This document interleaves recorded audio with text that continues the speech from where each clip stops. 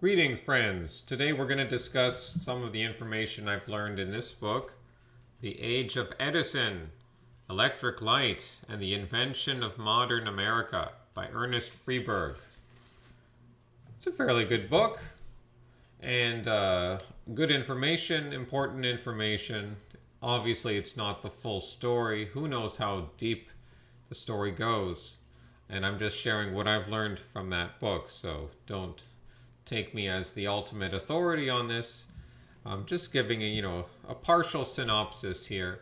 It does revolve around the figure of Thomas Edison, the American inventor, who spent most of his life in Menlo Park, New Jersey, where he had a laboratory which he had been able to develop with capital and the reputation he had accrued previously, only in his 20s, by already improving the telegraph and also making some improvements to the phonograph, I believe.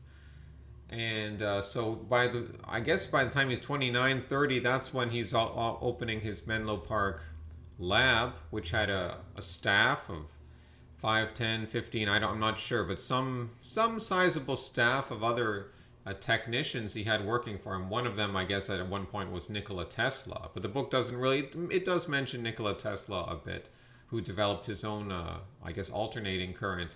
But Edison was big on direct current. I'm not much of a technology person, but there's different ways of generating a current. And of course, Edison was looking to produce a successful incandescent bulb. He was not the first person to develop an incandescent bulb, meaning like a glass bulb, like a glass, cone, egg-like structure, transparent, where you can put something which is going to burn steady, but not too bright. And but I'm getting ahead of myself. I'll get there because I've made some notes here, and of course I'm just going off the top of my head from reading this book and skimming over it a second time. So it might be a little disjointed, but forgive me. But I guess the main thing to say is that electricity had been known already for centuries, or certainly in the 18th century they were beginning to develop. The scientific types were beginning to develop ways of channeling electricity but it was at that time it was mostly like very esoteric stuff and almost like magician type stuff, like something you do in a circus, and that aspect was even there in the 19th century, the circus atmosphere. For example, once the incandescent light did start to take off in the 1880s, one of its first popular uses was in Coney Island. I forget the name of the amusement park itself, but there was one guy that was really into it. He had the capital. He got this park going, and his thing was like using light all over the place. It's almost part of the attraction being the light itself, not just the rides and the amusements and all the people and all that stuff. It's having the light there. To get it, it's not just a technological thing. It becomes a whole cultural. There's a whole cultural dimension. There's we're going into the future, or our life is going to be radically different in a good way, but as we'll see, of course, in some not so good ways as well. And it was not the incandescent light that really got it started. There was the arc light. Arc lights were, I guess, developed sometime after the 1820s. I'm not sure when the first one was developed. I have a few basic notes here about some of the guys that were involved in bringing the arc light out, which was a much brighter light. It was where you put two carbon rods spaced from each other, and then there's a channel moving through those two carbon rods, and then if they're the right space away from each other, there will be an electric current which is visible and very bright produced. It was not regular. It was not uniform in how it pulsated. It was like it would flicker. Sometimes it would go off, but generally it would flicker, and so it was a little disorienting and extremely bright. And this produced some problems with how you were able to introduce a light like this into a public space. And the other problem was like generating a power supply. Now, by the 1880s, they'd invented dynamos. I guess the new dynamo is something which generates electricity. I don't know much about anything more than that, but before that, they had to rely on battery cells. So back in the 18th century, apparently they've even found like ancient Egyptian examples of battery cells, like little clay Battery cells, I mean, no one can say for sure, but it looked like that's what they were doing. And there was other indications too that they knew about electricity. And so I'm sure there's been primitive types or not so primitive types of batteries that have been used over the centuries. But it wasn't really until the 1870s that you have some kind of like a small scale power station, however you want to call it, and they would rely on coal. And I mean, Edison, what he did was he developed an incandescent bulb, like the light bulb we have today, with the power station idea, with the idea of having a power station and a whole efficient network. So it was a mass marketable, reliable product, similar to the Model T Ford of the early 20th century, how that was a reliable product that really got the whole culture moving into the automobile. Similar with Edison and his light bulb. Even though he didn't invent it, he produced a good version of it. But before he did that, he's building on the tradition of these arc lights, taking what he's learned, especially the new dynamo, which can now eliminate the problem of supply, at least to a large degree, so supply of a power source. Some of these old batteries that they'd been using would just be too big. They were just ridiculously enormous. Like you could demonstrate a small amount of light to a crowd of gentlemen, maybe at the Royal Society in the late 18th century in England, but you'd be relying on this huge battery cell in the basement just to produce a small light upstairs for everyone to see. So there was Charles Brush from northern Ohio. He debuted his new arc light in Cleveland at the very end of the 1870s.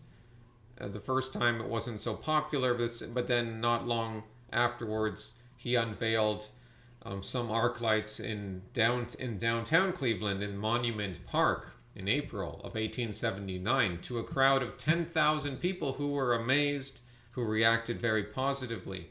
And Charles Brush then got a city contract to light downtown Cleveland Square for a year. So this was the first example of an electricity inventor / company getting into the market and now competing with the gas lighting companies, which I haven't mentioned yet. The gas lighting companies were a whole other industry that they would have to compete with because they were well established, they had good connections.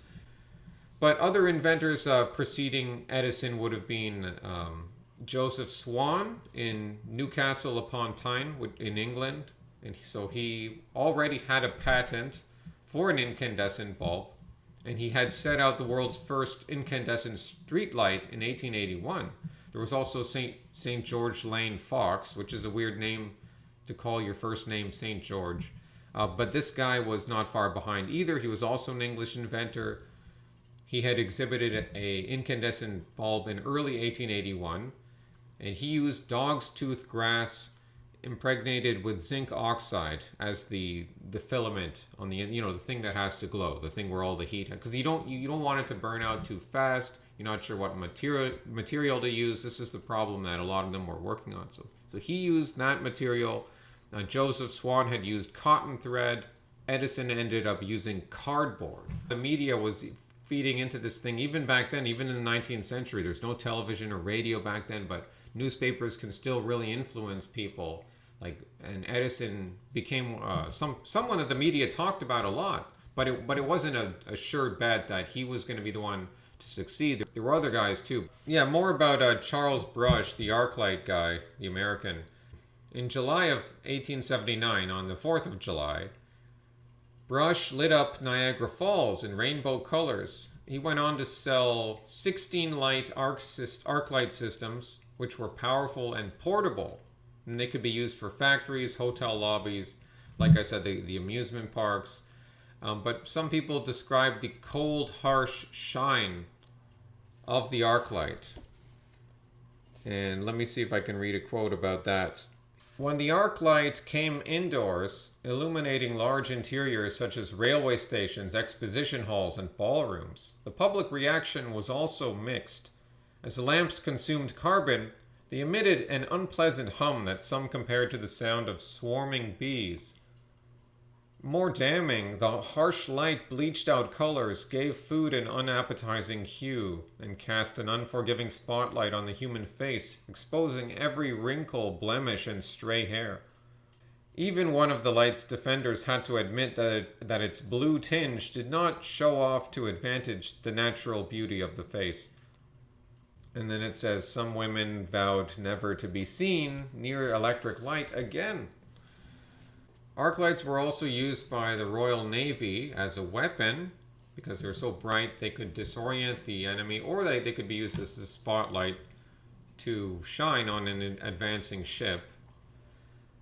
They began to be put up on towers. There was a period of time for about maybe 10 years or 15 years, I guess beginning in the 1880s, where in many American cities, they weren't, I mean, this was a new thing. They weren't sure where do you actually put lights, so they thought, well, let's put them up on these high towers, and the towers were really ugly. They look kind of like the electrical towers we have today, you know, in hydro, what we call hydro fields and the hydro towers. I don't know what you call them in other countries, but you know, they're naked steel structures. And from some of the drawings in this book, it looked like that's what the towers were. So you've got these really obscene structures, and some of them collapsed, some of them, because the tower companies themselves were new to the game, just like the arc light companies. This was a new thing for these sorts of towers to be produced, kind of like the Eiffel Tower in Paris, kind of like that kind of idea, like a totally new ball game in terms of architecture. But anyways, the tower thing eventually went away because, at least in terms of putting huge arc lights on there, because the idea didn't really work. The towers were impractical. I think I have a quote on that. This quote describes some of the problems of these arc light towers. They were able to brilliantly illuminate part of the town, but other sections of the city would be tucked behind hills under trees, and they would be absolutely without light. Foggy evenings thrust the whole town into darkness, and people in Detroit could only speculate about the lovely sight that their lights must be creating as they shone down on the blanket of mist and soot that smothered the city. Even when light penetrated to the street level, many found themselves groping along sidewalks in an eerie gloom.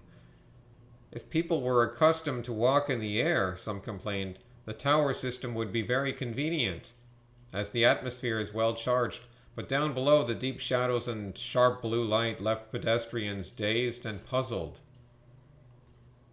So basically they had to divide this arc light into smaller lights and get it closer to the ground. And that's where the incandescent light bulb came in, and that's where the idea of all these electric companies, in the first decade to 15 years of the electric industry's existence on this scale, it was very haphazard. All these, like I said, all these different companies competing, overhead wires en masse, getting very jumbled. And unlike Europe, which developed electric lighting very slowly, at least their science was advanced, but in terms of practically installing it for the public, that was much more behind what happened in America. And in Europe, they often buried the cables, which takes more money, is more of an investment. It's a lot more cheaper to just string them up on poles like we still have today in North America. And you see, these are decisions that we're still living with the consequences of today in terms of how our built world is laid out. And it's very difficult to change it once something's laid in, like to later go on and say, oh, we want to put all these things underground. I mean, cities, it's difficult for them to meet their budgets anyways these days. But it produced not just huge ugliness back in the 1880s and 1890s, but a lot of danger. And people weren't used to electricity, even though electricity was less dangerous than gas. People were accustomed to gas because gas lighting had been very common since at least mid-century, since the 1850s. Gas technology had developed up to a certain point in time. And there were all sorts of stories about electric light causing fires, and it did electrocute people. It did cause fires. They would point out that these accidents paled in comparison to what happens with gas, which can produce explosions and fires of their own, especially when people forget to turn off the gas. or there's a leak. All sorts of accidents and fires could come from gas, but still the public had an irrational or perhaps a rational fear of electricity simply because it was unknown. It was a new thing. There were some serious fires caused by electricity back in the day. There was a very bad fire in Boston. It's 1889, there was a huge Boston fire. This fed the fear against electricity. It was a good win for the gas companies. The insurance industry got involved, and in the 1890s they began not offering protection or coverage unless the client agreed to the proper safety standards which the insurance company was insisting on, which were standards which had to be invented right at the time because no one really knew what they were doing back then. But still, they got involved in that process, and that's how, I guess, public trust had a foundation to grow. Because okay, the insurance companies are giving the green light here, and their money is you're covered if there's a fire. I mean, so slow, but it really wasn't until the 1920s, which was after the First World War. It wasn't really until then that electricity finally won the game, and it was like finally established over gas.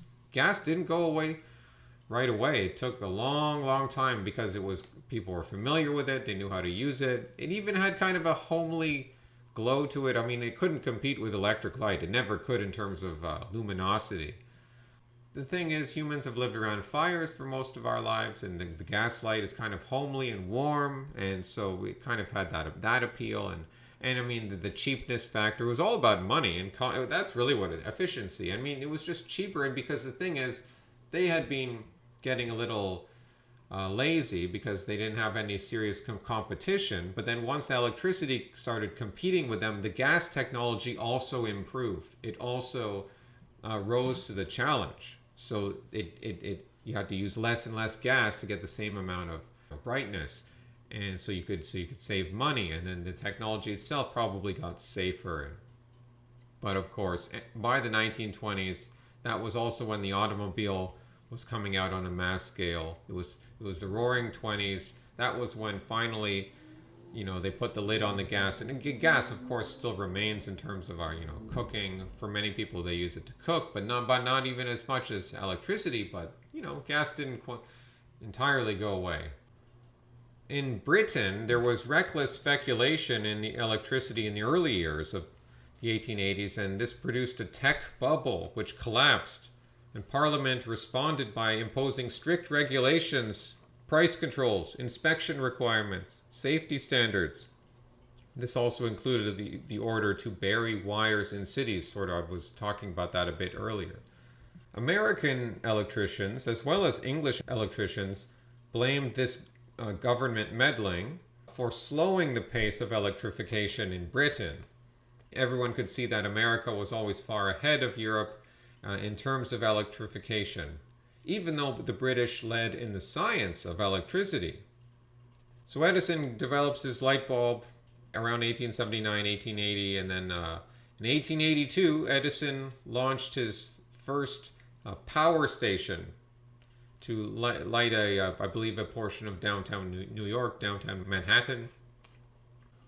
One interesting thing about Thomas Edison was that people sometimes asked his opinions, like in the media, like they would ask him his opinion on various issues, which he may or may not have really had the credibility to be talking about. But they would ask him like, "Oh, what direction should science be going in? What should countries do? What should the Europeans do? What should Americans do?"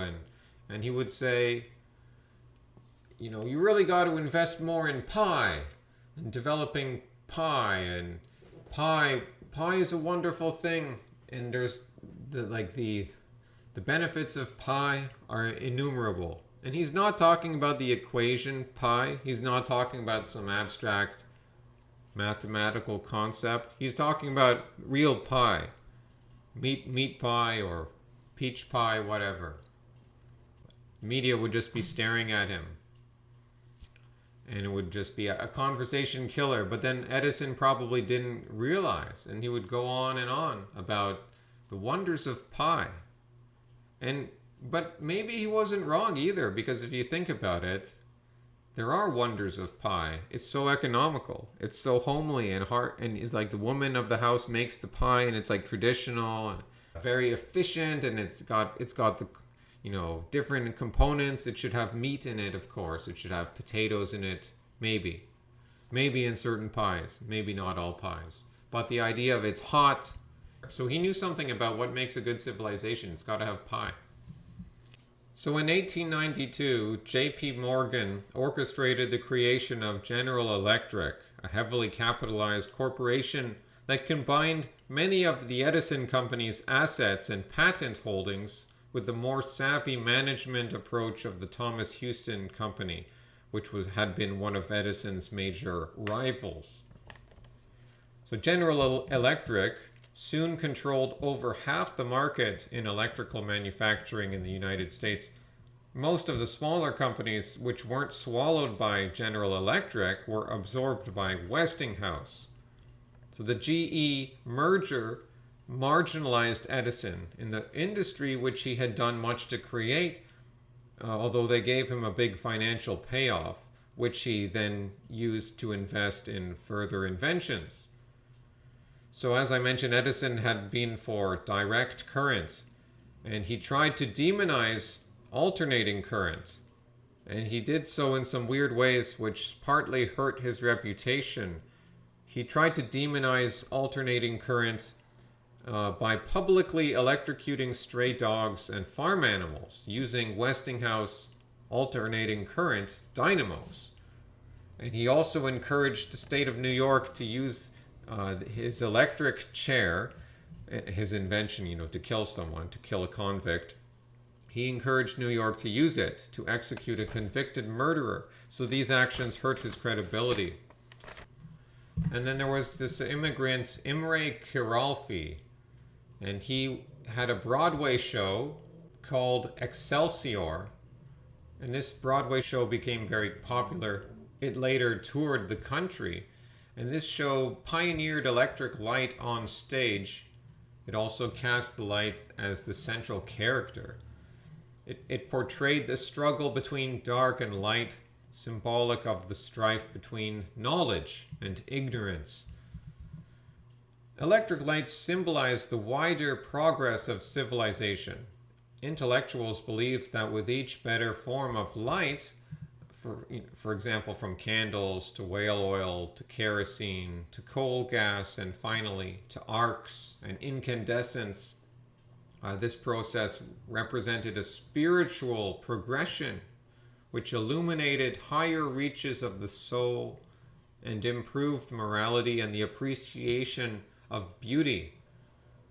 When Europeans had first begun exploring the wider world back in the 15th century, they considered Christianity to be the source of their cultural superiority. But in the midst of the Industrial Revolution of the 19th century, the Europeans and Americans pointed as often to their advanced science and their more powerful machines. Although the Japanese later, or before long, the Japanese unsettled these assumptions and were even called the Yankees of Asia by some. And culture at this time embraced white racial superiority linked with technological superiority. So the link between technological progress and Western cultural superiority found its apotheosis in the 1901 Pan American Exposition in Buffalo, New York. At the center of the fair was a grand electric tower lit by 40,000 bulbs and washed with colored spotlights. President William McKinley spoke at this fair only hours before his assassination. The Russian writer Leo Tolstoy, commenting upon electric lighting, I guess, in his native Russia. But he considered these inventions a great false idol. Many people celebrated the light. A generation of artists, especially in New York, embraced photographing and painting the new cityscapes, which became a new way to experience being outside at night. This was a new thing.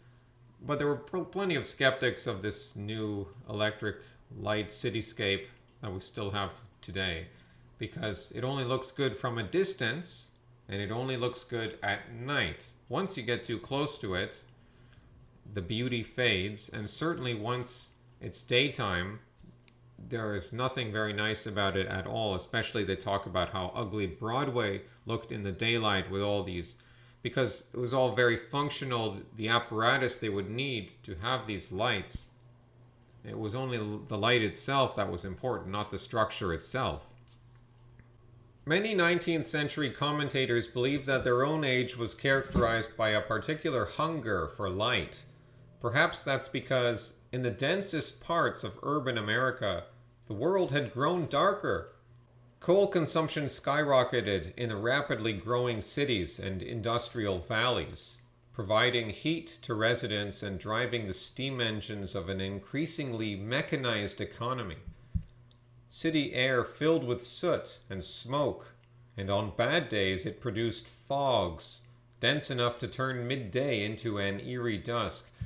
The electric light, first on streets and soon in homes and offices, seemed just the thing to pierce through this man-made murk, the only way to compensate for the loss of sunlight in the modern industrial city. No one noted the irony that coal-powered electricity produced both smoke and light, the poison and the antidote, most likely because the only option less polluting than electric power would have been to live with less light. And it mentions that Gilded Age cities also seemed more dangerous because after nightfall, urban parks became notorious for criminals and what he calls an infernal playground of indecency. This led to the belief that each electric light is as good as a policeman, and the idea that just having the light around would dispel criminals or people that you didn't want to be loitering around. And there is some truth to that. There was a popular image that fixated upon Edison as this great American character, an archetype, because he's sort of doing his own thing in the free market on his own.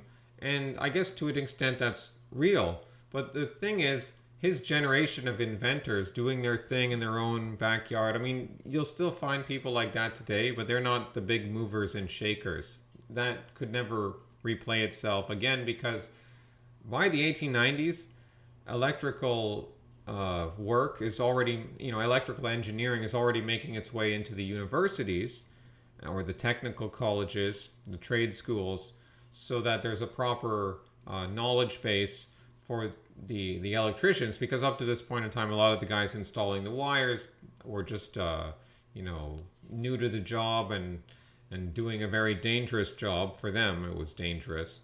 So Edison had to train all his employees about electricity himself. Now that changed. Well, now there was the birth of what became called research and development.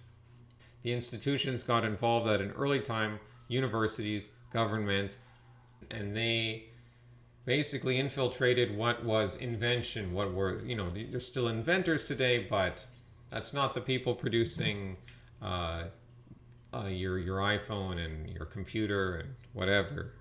Like, electricity was not outside this system for more than 12 to 15 years before, like I said, General Electric, Westinghouse, and research and development developed as a concept, developed as a real curriculum, as a program for the people who'd be going to school back then, the technical class. I mentioned, the rapid growth of the private companies, private electrical companies, lighting cities using dynamos and, lighting up city blocks.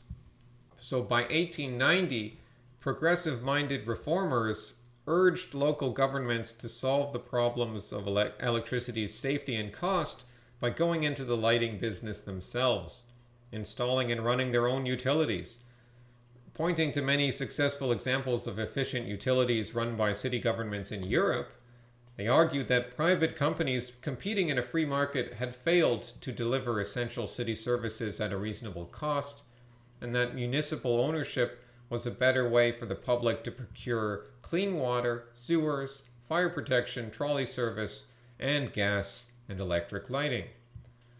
Some recent and spectacular government scandals made many Americans wary of handing over more tax dollars to city politicians. None could forget the Tweed Ring's plunder of New York City's coffers in the early 1870s, just the most notorious of many abuses of the public trust. Running a complex technological system like a power plant required technical expertise and business savvy, talents not often found in men drawn to the bare-knuckled world of urban machine politics. Critics of municipal ownership feared that letting city governments into the lighting business would only line the pockets of corrupt politicians and make cushy jobs for their unqualified friends, lazy barnacles who clung to the lumbering ship of state, drawing pay without work. But in the late 19th century, a new generation of socialists and progressive economists offered a range of ideas for making city government a better steward of taxpayers' dollars. That involved taking many decisions out of the hands of elected politicians, entrusting them instead to technical experts who were presumably more devoted to science than self-interest. This is fascinating. Don't we see an echo of that today? The true source of municipal corruption, they argued, was wealthy businessmen who used their influence to win lucrative franchises by buying politicians, controlling public opinion through the newspapers and other unscrupulous devices. As one urban reformer put it, those private light companies that operated under the grant of a city franchise are never willing to let well enough alone. They are constantly seeking new favors and for this purpose require influence among government officials. By this view, municipal ownership of utilities was not an invitation to corruption, but its cure. The demand for municipal ownership of electric lighting and other utilities became a central goal of the quote-unquote nationalists, a reform movement inspired by Edward Bellamy's novel Looking Backward, 2000 to 1887. Hoping to realize Bellamy's vision of a future utopia built on a marriage of technology and socialism, thousands of Americans formed nationalist clubs across the country in the early 1890s. Reacting against the social strife and wasteful practices that seemed endemic to industrial capitalism, they vowed to work toward a future in which all industries were nationalized, converted into benign government-owned monopolies that served the organic unity of the whole people. The electric light and the telephone were wonderful inventions, Bellamy wrote, but what good have they done the people? America's technological creativity had only served to concentrate wealth and power in fewer hands, forging an industrial tyranny that made living conditions worse for most working people. The arc light reveals scenes of squalor, misery, and human degradation, as he put it, which the tallow candles of our fathers never witnessed. So it says Bellamy's nationalists wanted the entire economy to one day come under public control, but they thought the federal government should start by taking ownership of the basic infrastructure of commerce, the railroads, the banks, the coal mines. So this movement enjoyed more success at the state and local level, where its advocates urged governments to start down the road to this nationalism, what they call nationalism, or you could call it socialism, by owning their own utilities. Aided by the public anger against the electric companies in the aftermath of the Boston Fire of 1889, the nationalists in Massachusetts won a bitter 2-year battle in the legislature and the courts. The Municipal Lighting Act freed towns in that state to experiment with running their own gas and electric plants. When citizens came together to make their own light, Bellamy argued, they not only broke the stranglehold of selfish corporations, but, as importantly, they started thinking along the line of municipal self-help. So this nationalist movement of Bellamy faded as a movement within a few years, though its call for government ownership of key industries lived on in the platforms of the populist and socialist parties. At the time, many Americans who had no interest in radical politics supported the municipal ownership of utilities. Towns often ventured into the field by building their own water plants, and by 1890, hundreds of towns thought it made economic sense to expand into the new field of electricity. So again, I don't know. I mean, the whole argument, like what is better, capitalism or socialism? It's interesting to read this and think not everything need operate in the pure free market. Some things are simply, you can observe that this is going to be life-changing for the community.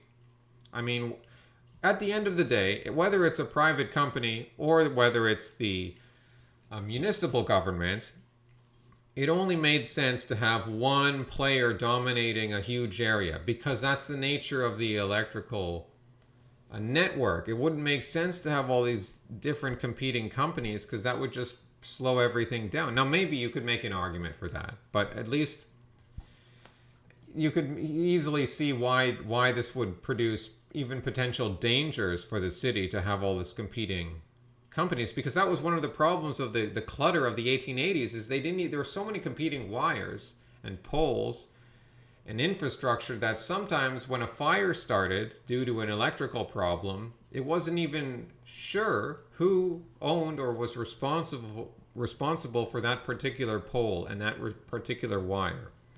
So it kind of made sense from a safety angle and maybe from an efficiency angle to give these big contracts out to one company who's going to light this whole section of the city or even the whole city. But whether it's the city government doing it or the private company, I mean, that's another question, but you can see how it's going to be one or the other. It's not really going to be a free market in either case. Whether if you give it to a so-called private company, they have a monopoly, and if you give it to the government, they also have a monopoly. It's the same thing that happened with coal and probably gas too, and the automobile industry is the same thing that pretty much happens with all the major industries in the world. They tend towards monopolies or near monopolies, and we can see this happening in the electric industry very early on. Very early on. I know this book doesn't really talk about Nikola Tesla. People like to say that he was could have been a revolutionary technology. He could have produced this technology which everyone could have used. And I mean, it sounds kind of utopian almost, but I mean, maybe it's true. But all I can say is he didn't really come up in this book, so that's why I'm not really talking about Nikola Tesla here. Hasta luego, amigos.